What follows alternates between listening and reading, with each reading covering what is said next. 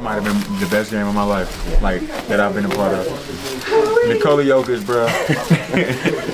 Oh my God, he might be the best basketball player I've ever seen, like, close up, besides myself, Bro, he's incredible, bro. If he doesn't win the MVP, it's the greatest season of all time not to win the MVP. Offensive basketball has never been played better by anyone playing offensive basketball than that person. And just because you think he looks like a loaf of bread doesn't mean that his advanced defensive metrics aren't also good. You can make the argument that that's the best basketball has ever been played by anybody.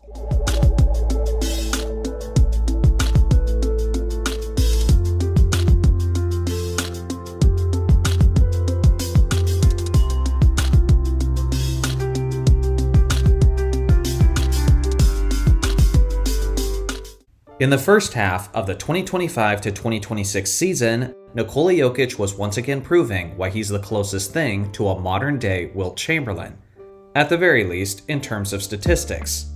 The Joker was averaging a near 30-point triple-double while leading the entire league in not just rebounds per game, but in assists per game as well. He was also shooting above 60% from the field and 43% from three-point range, which was his best efficiency of his career so far. If this was the first season that we had ever seen of Nikola Jokic playing basketball, then we'd be absolutely freaking out by how unprecedented it is. But that's the thing. We've been seeing him play year after year, where at this point, these kind of stats and accomplishments have been normalized in our minds. It almost seems routine and completely ordinary in a way.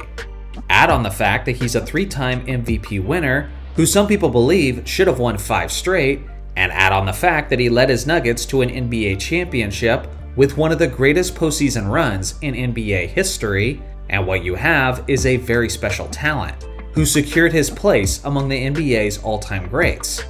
I don't think you'll get any arguments if you claim that Nikola Jokic is one of the most valuable players in NBA history. But what if I told you that he is the most valuable player of all time? Well, that's probably going to get a much different reaction. But before you try to grill me in the comments section, let's look at some of the numbers. Out of every player in NBA history, Nikola Jokic has the greatest player efficiency rating of all time.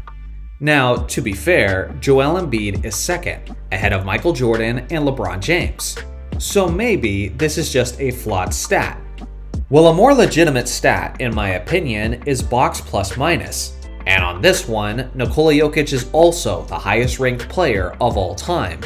The top 5 also makes a lot more sense in this specific metric. Before Nikola Jokic was drafted, the Nuggets had never made it to an NBA Finals. And since he's been drafted, they've hung up a championship banner and are perennial contenders in a competitive Western Conference. So yeah, it's abundantly clear that Jokic's career has been insanely valuable to his franchise.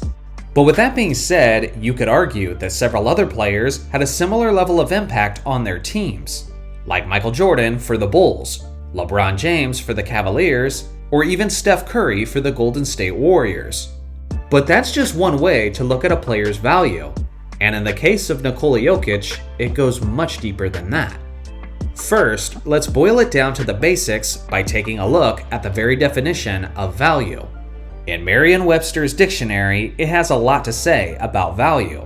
That it's relative to worth, utility, or importance. That it's something, such as a principle or quality, that's intrinsically valuable or desirable.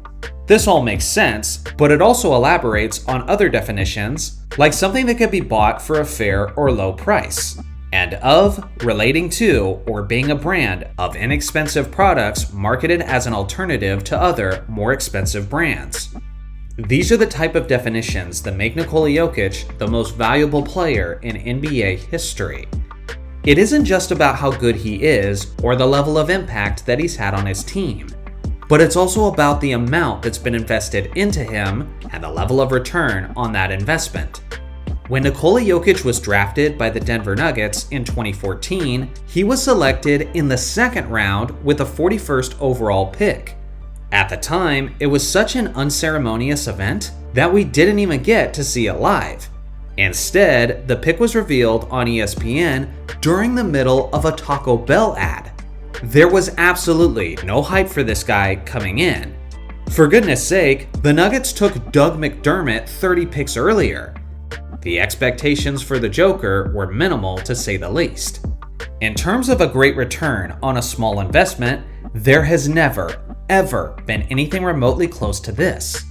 Nikola Jokic is one of only 2 players in NBA history to win an MVP award as a second-round pick. The thing is, the second player arguably shouldn't even count. That was the great Willis Reed, who won the league MVP in 1970 despite the fact that he was taken in the second round in 1964. Willis was still the 10th overall pick in the 1964 draft, meaning that if this had taken place in the modern NBA, there would still be 20 remaining picks left in the first round.